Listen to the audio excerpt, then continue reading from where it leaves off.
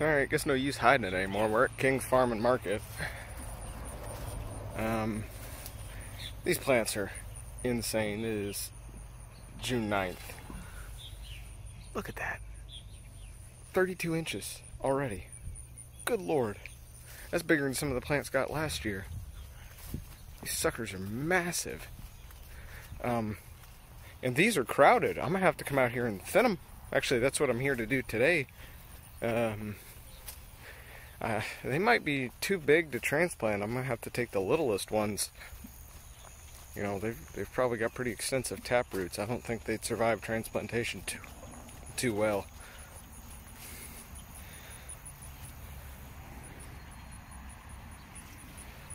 Yeah. I really gotta figure out what Rhett's feeding them things.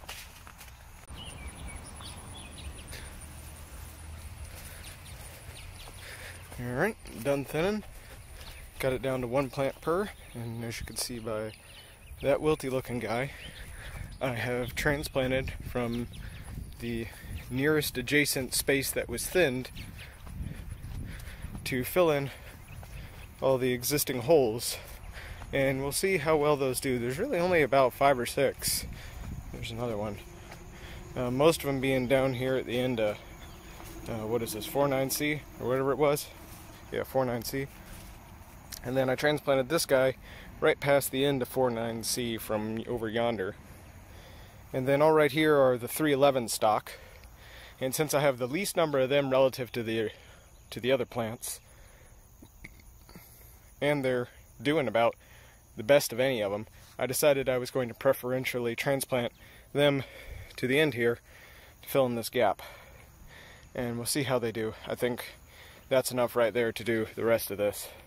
I don't think I'm going to transplant anymore. I don't want them to get too close to those sunflowers. Those sunflowers are going to choke them to death, so no use planting next to them. Alright, and there we go.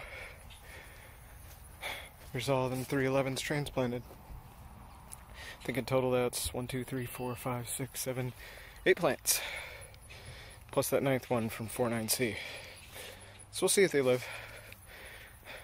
Guess I'm going to try and transplant some of the other ones to the Hutchinson house. See if they live. Alright, now we're out here at the Hutchinson house transplanting. I'm putting 1, 2 on 1, 311 on 2, 4-8 on 3, and 4-4-D on 4. And I forget what exactly I planted where. I know I had 311 and 1-2 here, and I know I had 4-4 there, and I'm pretty sure it was 4-8 here and 4-9 there. But I don't have any 4-9s, so we're putting 1-2 there, and all the 1-2s are still here. Those might be 311s. Whatever they are, we're putting 311s there. And 4-8's going there. So I guess I'll get to transplanting, and we'll see how many of these take. I'll have to come out here, make sure I water them every couple of days. Hopefully I won't forget. Well, hell, that's a new one on me. Let's dig a hole for the cotton, and damned if I didn't dig up a eastern spadefoot toad. Hope he's alright. You alright, little boy? Come here, come here. Yeah, you're alright. I didn't hurt you. Huh. Guess I'll get him some water real quick. Huh. Never done that before. I've killed snakes accidentally, probably 24 times, but I've never dug up a toad before, let alone a spadefoot. Weird. Alright, there they are transplanted. I have to water them in now. Lord, I about got heat stroke. It ain't super hot out here, but it is probably at least 153% humidity. Lord, the sweat just rolls off you like rain. Cooks you up. Found another toad. That's irrelevant, but yeah. Stuff's in the ground. I'm going to go around and mark where I've transplanted stuff to, and then we get to watering them. We'll see how many of them take. They're pretty big, so I suspect they won't all die at least. Alright, let's take a look-see at these roots of the transplants. See if we can notice anything fishy going on. I'll tell you right now that the roots are shorter even than these little ones right here. So the system's not as expansive, but they're still well developed. But you know, that's to be expected with just how good the growing conditions were and the amount of available soil moisture. They didn't need to put as much energy into their root system as early on, which allows them to put more into above ground biomass, which increases their photosynthetic yield, which allows them to then in turn put more into the root system when they need it, because they're able to store the excess as carbohydrates. So it's a better position for them to be in, but that explains why their roots are a little bit shorter, although a lot stouter than what I would expect. And looking down here at the roots themselves, I'm not seeing any nodules that indicate nematodes. That's good to see. I'm also not really seeing too much in the way of sortion scars. That might be a sortion scar there. This one right here has some damage. It was probably a cutworm or a snail chewing on it. Yeah. These indicate a little bit of scarring there at the soil line, but nothing like what we saw last year. However, I am going to cut one of these open and just see what they look like on the inside, see what the cambium is, see if these scars actually did anything to the vasculature.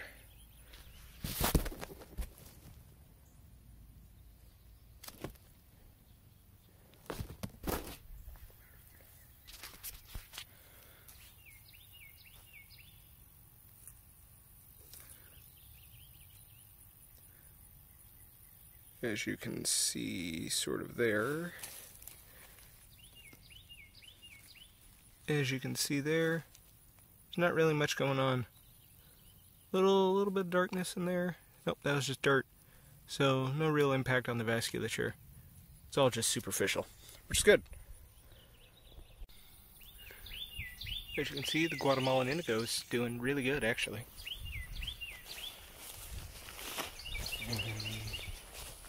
Down yonder, Carolina's doing all right.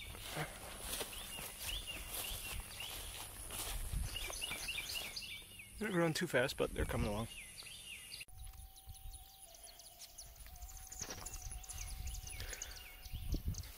Alright, they're watered in. We'll see how they do. This could be all I can do for transplanting this year, other than moving stuff out of the little spaces. We'll see.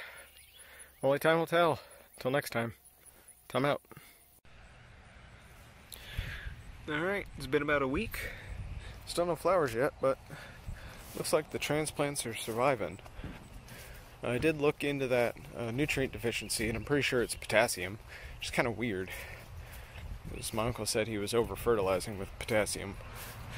So, that one's still alive. But I think it may have just been a result of the fact that these plants were growing so fast and I hadn't thinned them yet. That one's still alive.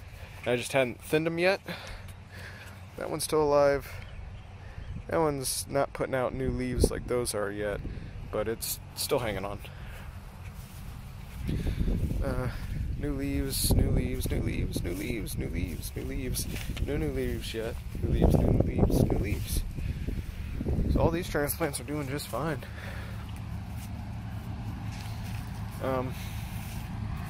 So yeah, I did look into that nutrient deficiency, and it's potassium, which is odd.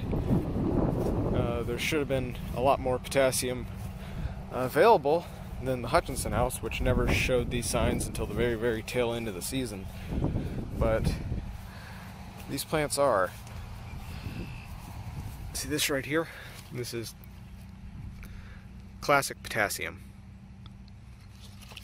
Intervenal chlorosis, which turns into a reddening as the plant doesn't have available chlorophyll, so it has to pump xanthic pigments in to fill this void so that it doesn't die of UV irradiation or otherwise overheat.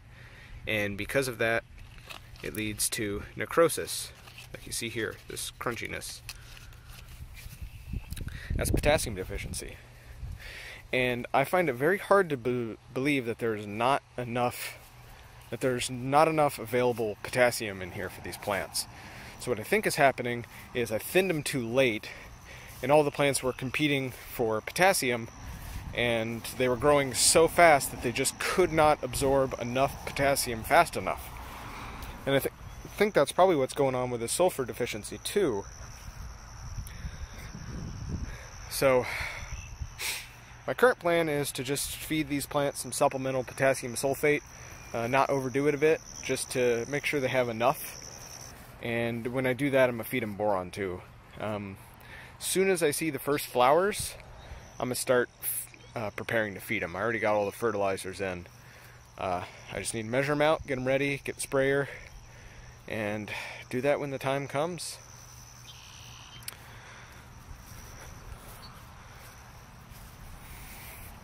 So, but right now I'm just in a holding pattern because, as you saw, there's no flowers yet. I don't expect them until next week. I'm not really seeing any candles either. I thought I was pretty close. I thought I might see a candle today, but you know, they're still pretty tiny.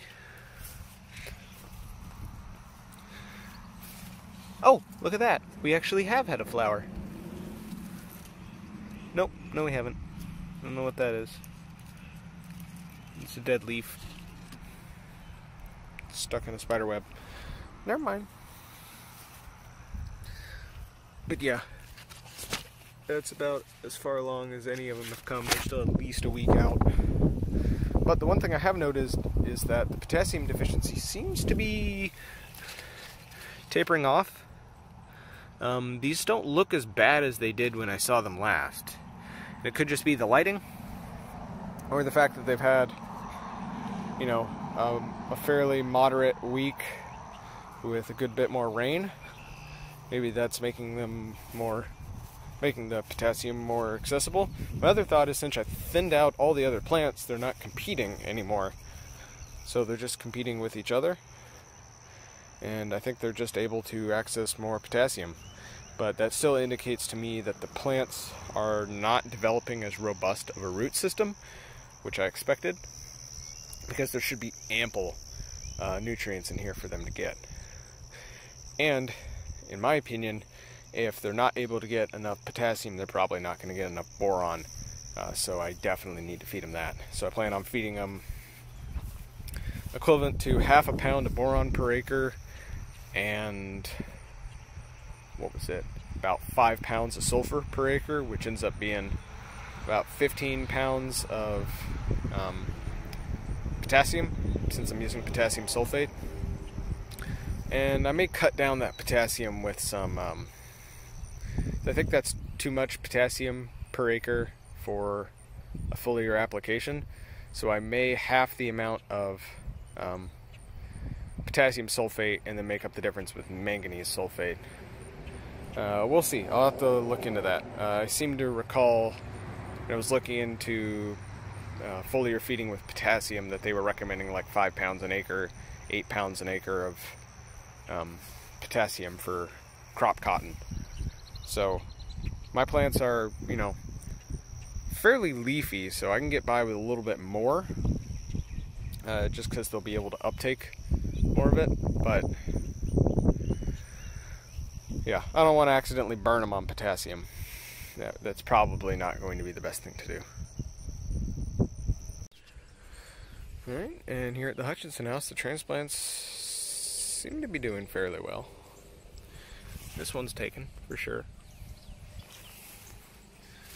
I've had a good bit of rain, so I haven't had to water them since the day I put them in.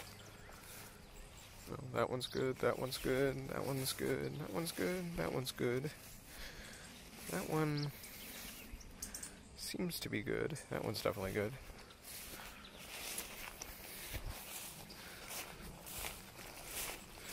That one's good. Not sure about that guy. The plant's still fine, just haven't put out leaves yet. That one's good.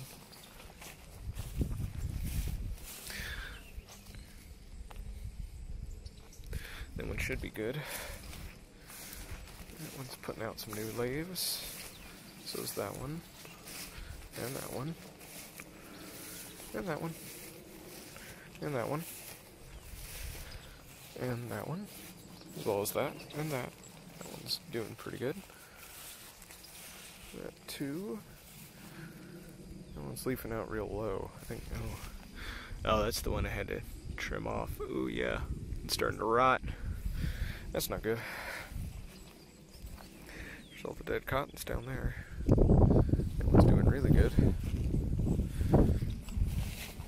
I really need to weed this. Can't wait till this vent planting is over so I can do something else.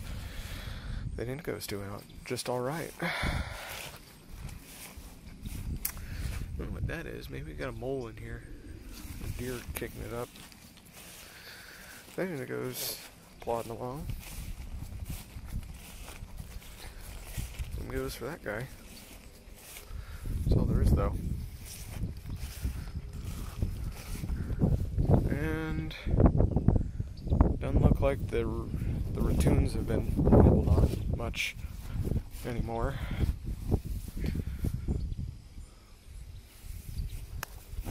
Let's see if 44D's put out something. I think it has. Nope, that's blackberry.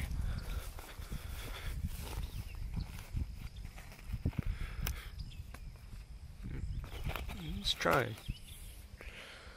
Damn, these guys are slow. Guess we'll check back in them next week. See if they're still alive.